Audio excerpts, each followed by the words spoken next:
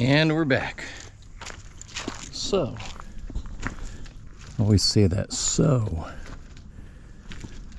we are back on Big Round Top once again. Don't worry, this isn't a soapbox video. Although, I'm sure there'll be more of those to come.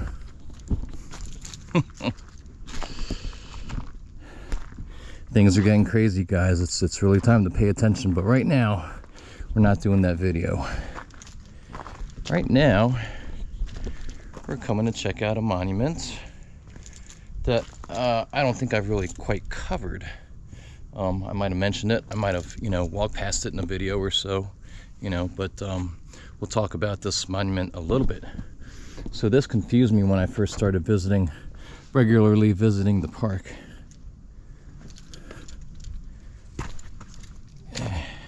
I don't think there's really much on the other side. Let's see. No. Okay. So I'm pretty much here at the crest of Big Round Top. And this monument is to the 20th Maine. Well, wait a minute, some of y'all might be thinking. I thought Joshua Chamberlain and the 20th Maine were on Little Round Top. Well, they were. And they were here too. So I'll read for you first. 20th Maine Regiment, 3rd Brigade, 1st Division, 5th Corps, Colonel Joshua Chamberlain, captured and held this position on the evening of July 2nd, 1863, pursuing the enemy from its front on the line marked by its monument below. Sorry, it's hard to read. The regiment lost in the battle 130 killed and wounded out of 350 engaged. This monument marks the extreme left of the Union line during the battle of the 3rd day. So that, those of you who aren't terribly familiar, that this needs a little deciphering. First of all, it doesn't mention when the regiment lost 130 killed and wounded out of 350 engaged, which, by the way, is pretty typical. It's par for the course. It means actually that they did rather okay. There were battles, there were actions in this Battle of Gettysburg where certain units, regiments, brigades lost, 50%, 60, 70% of their men. So, not to belittle Joshua Chamberlain and the 20th Maine, but, approximately 1/3 casualties is kind of par for the course. So it doesn't say when exactly those were lost. I mean, almost all of those were lost, to be sure, over on Little Round Top, not here on Big Round Top. So, it doesn't actually say exactly when they occupied this point here on Big Round Top. So, basically, talk about, really being put to the test. Chamberlain, after he made his, quite famous and deservedly, his famous charge down the upper slope of Little Round Top, with fixed bayonets and all, right? As soon as they repulsed the Confederates off of Little Round Top in the, let's say like the middle of the evening. I don't want to give an approximate time. I'm not a battlefield guide. But, fairly late in the evening when they finally pushed all the Confederates off of Little Round Top, he was then approached by a Union command. I'm not sure exactly by who, and I'd love for somebody to let me know in the comments who that was. I'm sorry, so I'm almost sure it was a Colonel Fisher, but, we'll just move on. I'm pretty sure it was Colonel Fisher who asked Chamberlain, and he basically said to him, "Hey, great job. Now, if you don't mind, if you can round up your men who are, of course, famished, exhausted, bleeding, so on and so forth, if you can round them up and head on over across the saddle to Big Round Top, we'd really appreciate it, because we're pretty sure there's still some Confederates over there."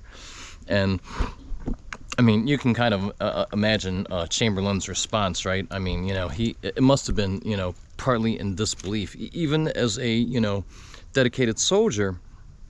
And don't forget, Chamberlain was not, a lifetime military guy. He was not, you know, from West Point, but he was certainly a brave man. You know, as I've said before, you know, all controversies aside, that point is not up for debate. So what he basically told, I believe it was Colonel Fisher, was, well, Colonel, my men are terribly exhausted, starving, so on and so forth. They are in very, very bad shape at the moment. By the way, the number that he still had under his command, well, we just went over that. You know, he had, at this point, at his disposal, after Little Round Top, you know, in the neighborhood of 200 troops. And what he told Colonel Rice was basically, well, okay, I'm willing to go up there. I'm going to take my color bearers with me because I know they're willing to go up there as well. But I cannot vouch for the rest of my men. And so he started making off for Big Round Top, and as the story goes, all his men eventually fell in line behind him, and didn't, you know, set that one out as he feared. So there is a slight bit of controversy up here, guys, as far as what actions exactly transpired on the late evening. So, okay, when they got up to the top of Big Round Top up here, it was very late evening. It was virtually twilight. There was, you know, little to no light left, you know, extremely low light. And the controversy basically just, you know, it's not a major controversy in the Battle of Gettysburg, but there exists some controversy as to basically who supported who. And of course, you know, the accounts vary because even in more minor actions like this, you know, everybody wants credit for what went right and nobody wants credit for what went wrong. So the story is mainly that Chamberlain led the way first.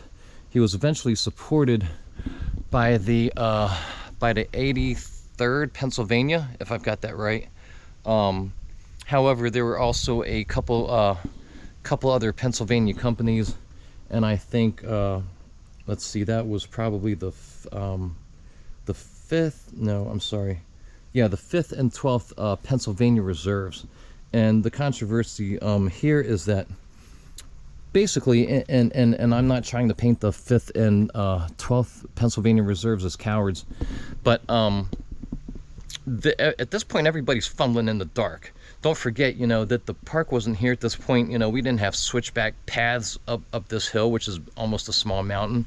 I'm not sure, you know, exactly if, you know, the 20th Maine and those who followed them went straight up the hill, or if they kind of made their own switchback, you know, path up here. But it's no easy feat, you know. I mean, anybody who's hiked this hill knows that you're winded when you get to the top. And the story goes that the 5th and 12th Pennsylvania were, once they approached the top of the summit, maybe not quite at the top, but when they got near the top, they were facing the wrong way, I believe, in that direction. And a small band of Confederates who were still up here surprised them, unleashed a volley. I believe there were very few casualties from that incident.